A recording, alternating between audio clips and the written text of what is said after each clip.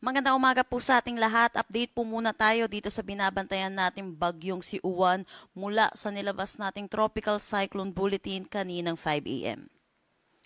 So itong si Bagyong Uwan ay nakalabas na ng ating Philippine Area of Responsibility kaninang 1:30 a.m. Bagamat nakalabas na ito ng ating PAR, meron pa rin po tayong mga tropical cyclone wind signal na nakataas sa ilang areas natin, kaya pinapangalanan pa rin po natin or tinatawag pa rin po natin siya sa ating local name na Uwan. At inaasahan din naman po natin papasok muli ito ng ating Philippine Area of Responsibility patungo na ng Taiwan. Sa ngayon, nananatili pa rin naman siya sa typhoon category at ito'y huling namataan sa laing 365 kilometers west ng Calayan, Cagayan. May taglay na lakas na hangin na 120 kilometers per hour malapit sa sentro at pagbugso na umaabot ng 150 kilometers per hour. Ito'y kumikilos northward sa bilis na 15 kilometers per hour.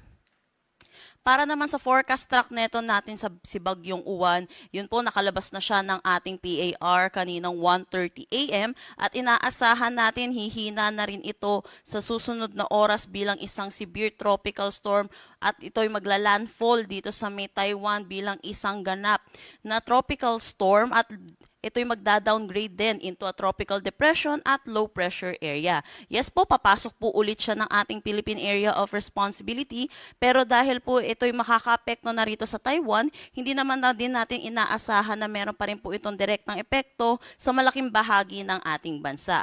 Pero dahil po sa lawak na itong si Bagyong Uwan, posible makaranas pa rin na malakas na bugso ng hangin kahit nandito na po siya sa Taiwan, dito sa extreme northern Luzon, particularly dito sa may Batanes at Babuyan Island. So iba yung pag-iingat pa rin po para sa ating mga kababayan. Dulot pa rin po ng mga hangin na posibleng dulot nito ni Uwan.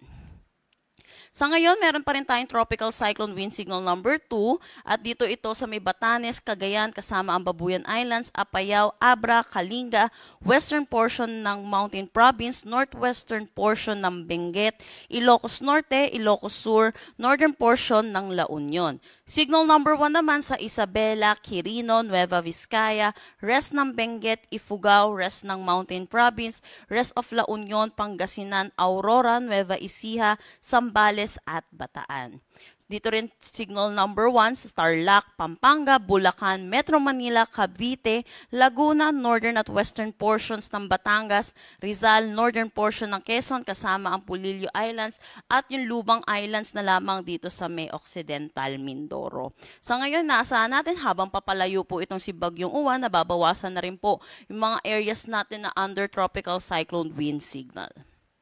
Sa ngayon, pag makakaranas pa rin ng mga occasional na malalakas na bugso ng paghangin, ngayong araw sa malaking bahagi pa rin ng Luzon, Western Visayas, Negros Island Region at Northern Samar. Dulot po rin po ito ng bagyong si Uwan.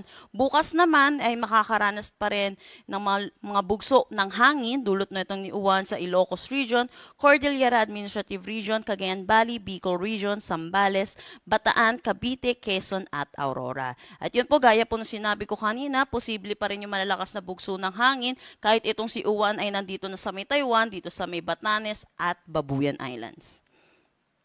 Para naman sa ulan na dulot netong si Bagyong Uwan, inaasahan pa rin natin, meron pa rin tayong mararanasan na mga kalat-kalat na pag-ulan, lalo na dito sa Ilocos Norte, Abra, Ilocos Sur, La Union at Benguet. Inaasahan po natin yung 50 to 100 millimeters of rain pa rin po at posible po yung mga localized flash flood at mga pagguho ng lupa. Kaya pag-iingat po para sa ating mga kababayan. At habang papalayo na rin po itong si Uwan, improving weather na rin po ang ating mararanasan sa malaking bahagi ng ating bansa. Pero sa mga susunod na araw, meron po tayong nakikitang posibilidad na intertropical convergence zone dito sa may Palawan, Visayas at Mindanao na posible din magdala ng mga kalat-kalat na pag-ulan sa kanila. Wala na tayong nakataas na anumang storm surge warning sa anumang parte ng ating bansa. Pero pagdating sa gale warning, meron tayong nakataas dito sa Batanes, Cagayan kasama ang Babuyan Islands, Ilocos Norte, Ilocos Sur, La Union, Isabela, Pangasinan, Zambales, Bataan, Batangas, Occidental Mindoro kasama ang Lubang Islands. Kaya pinag-iingat po natin mga kababayan natin mangingisda at may mga sasakyan malit pandagat na delikado po muna pumalaot dito po sa mga nasabi po nating coastal areas. At yan po muna yung latest nating update dito sa bagyong si Uwan. Next update po natin ay mamayang 11 a.m. Para sa karagdagang impormasyon, bisitahin ang aming mga social media pages at ang aming website pag-asa.dost.gov.ph. At yan po muna ang latest dito sa Pag-asa Weather Forecasting Center. Chanel Dominguez po at magandang umaga.